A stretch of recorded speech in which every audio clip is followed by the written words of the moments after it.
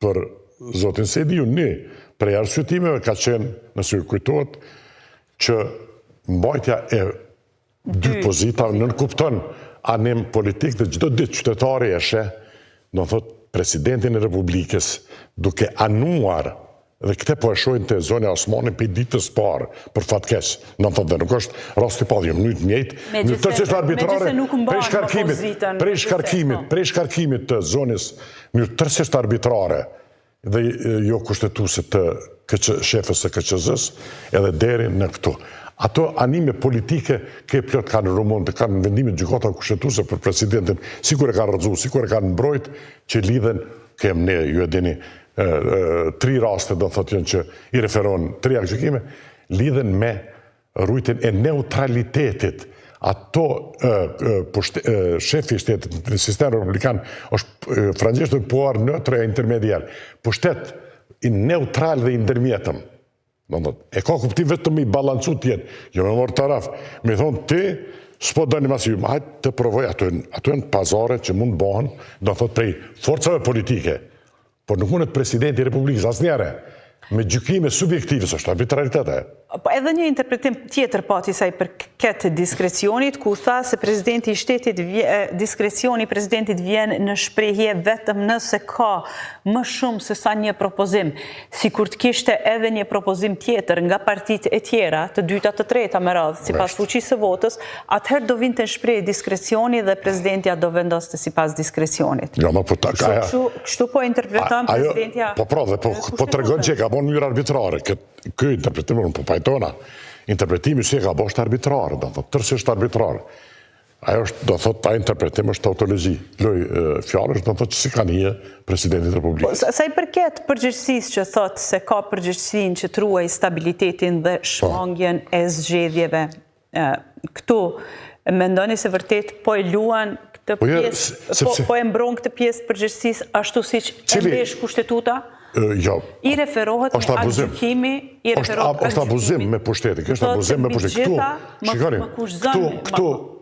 Jo, por më ngarkon me këtë përgjegjësi. Shikoni, këtu, herdo kur do një qeveri që të vinë, në të ardhmen nuk ka qare pa e ndryshu kodin penal, se në kulturën tonë, institucionale dhe politike, është vetëm një mënyrë, do në thotë frika penale. Me nërruë dhe me bo atje ku është se plët shtete e kanë, ku është mos zbatimi vendime të gjyqit, me që me bo dhe i presi, përfshirë dhe vendime të gjykatës kushtetuese. Masë ndaj këta do të me shku të prokurori me i qitë këto filozofina e me interpretu kur ti thjenë përgjithë, sepse këto vepra nuk parashkruhen këtë gjatë do vite dhe s'ka qeveri që mund të merajnë pushtet deri sa parashkruhen ndjekja penale për këtë lloj mos zbatimit vendimeve gjyqësore dhe një ditë s'ka qare para raportu te prokurori edhe me këshyr masanemi thonë hajde tash interpretojmë ati mua këto fiks ide, se këto janë fiks ide, s'ka asnjë logjik. Shihet qartë se kanë lexuar vendime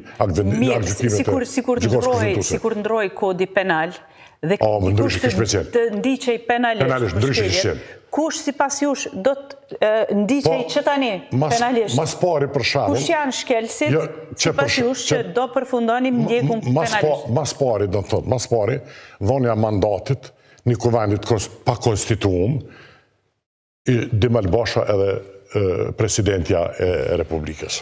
Pasi diskutim.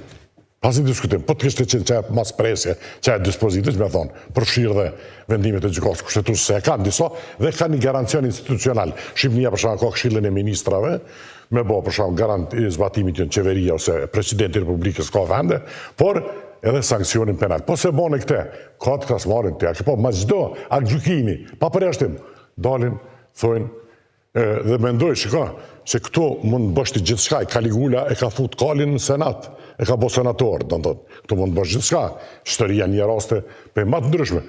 Por, kushtetuta dhe standardi kushtetus nuk ndryshon, nuk ka ndryshu. Atë standard s'ka qare një dinamik politik. Dhe ju po insistoni prapë që keq lexim i kushtetutas. Pe fillimit parë, të gjitha akgjykimet e gjykatës kushtetuese janë marrë nën presion. Absolut, do në thotë ka qenë terrorizus ndaj gjykatës kushtetuese, i do në thirë me emna gjyqtarë të gjykatës kushtetuese që nuk e pas në Rusi, kështu që ka ndose, unë e njën mirë, se si është zhvillu gjyqësia kushtetuese në venit ish komuniste, dhe nuk ka gjykim që s'është reinterpretue. S'mërështë ti me thonë, Ju me siguri komunikoni me ta, i keni kolegë, u a thonë ata që ndjejnë presion politik? Asnjëherë, shikoni, unë kam drejt në zyre në gjykatë kushtetuese, e kam zyren kur, prej që kam shku mandatin pyte atje, as nuk kam qelës, as kur s'kam shku, nuk kam shku, përveç pritjes zyrtare. Nuk komunikoni Po jo s'ka nevojë për diun e vetë, po në di vetë, kur jem konë, unë aty, ju e dini ka pas presione shumë primitive. Por ato nuk kanë qenë të orkestruara, këto është dallimi nga pushteti aktual. S'kanë qenë të orkestruara, kanë qenë nga opozita e kohës. Do më thonë, edhe unë jam për nga natyra, ata që më njën, edhe e gjenerat ka qenë të edhe mbi ju ka patur presion? Po, për ka qenë ndryshe. Po ku dallon presioni atëherë me presioni e sotëm? Po, sepse bat vjen nga pushteti, këto është dallimin si nata me ditë. Dhe ti, Presidenti Republikës dhe Kryeministri nuk mune, se këta thojnë, mune më interpretu liria shpejt. Liria shpejt është për mu, për ty, për ate. Për ne që jem qytetar të lirë dhe nuk paguemi prej taksave të Kosovës, do më thot për me ushtru në pushtet publik. Shponet Presidenti Republikës me thonë, është filën gjyqtari raportus, po e për që është mas pari ligjërisht të ndalunshme, është penalisht, zgudzoj me diti kush është gjyqtar i rastit. E dyta me i marë, me i thirë, emën për emën, do në thëtë i kanë thirë gjyqtarë të gjyqtarë. Pushteti. Po i referoheni rastit Labanit, ku presidentja dhe ngriti dyshime se...